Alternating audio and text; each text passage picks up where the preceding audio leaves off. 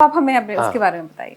देखिए, हमारे देश में शवदाह करना ये सिर्फ भारत की पद्धति अभी तक रही है जी।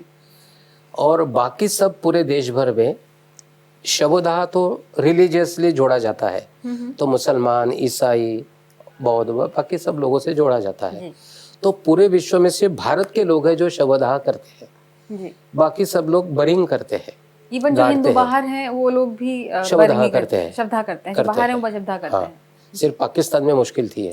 अच्छा। तो पाकिस्तान के मैं तो क्रेमेटोरियम गया हूँ जी। और वहाँ पर भी मैंने देखा है कितनी मुश्किल होती थी। तो बाकी सब जगह पर तो बरिंग करते हैं। जी।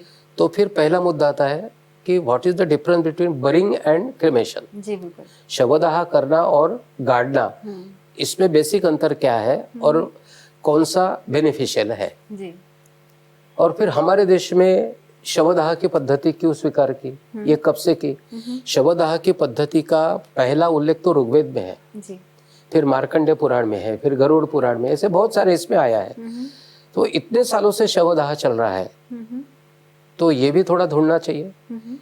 तो फिर ध्यान में आती है तो साइंटिफिक है बहुत जी। तो इस विचार पर मैंने काम करना शुरू किया। तो आपके हिसाब से क्या अंतर है शवदाह करने में या फिर बरी करने में, दोनों में क्या अंतर है और क्या बेनिफिशियल है? जैसे है शवदाह करने से तो हम कहते हैं वासांसी जरणानी यथा विहाय नवानी गुरनादि नरो प्राणी, ये वस्त्र के समान है। शरीर वस्त्र बदलता है वैसे आत्मा भी शरीर बदलता है। इतना आसानी से हमारे यहाँ पर देखा गया है। मैंने पूरे देश भर का सर्वे किया है IIT से मिलकर जी। तो देश भर के 633 जिलों का सर्वे किया कि कौन सी पद्धति अपनाई जाती है। तो मेजरली अभी इलेक्ट्रिक क्रेमेटोरियम गवर्नमेंट बहुत प्रमोट कर रही है। गैसीफायर आ रहा है, लकड़ी पर तो चलाना बहुत कॉमन है। हमारे देश में एक जैसे टर्म है जिसको कहते हैं अस्थि विसर्जन। अस्थि विसर्जन करते हैं। अब इसको चेंज कैसा आ गया, लोग उसको कहते हैं रक्षा विसर्जन। तो जितनी भी राख मिल रहती है डेड बॉडी की वो जाकर पानी में डाल देते हैं, गंगा जी में डाल देंगे या नदी में डाल देंगे।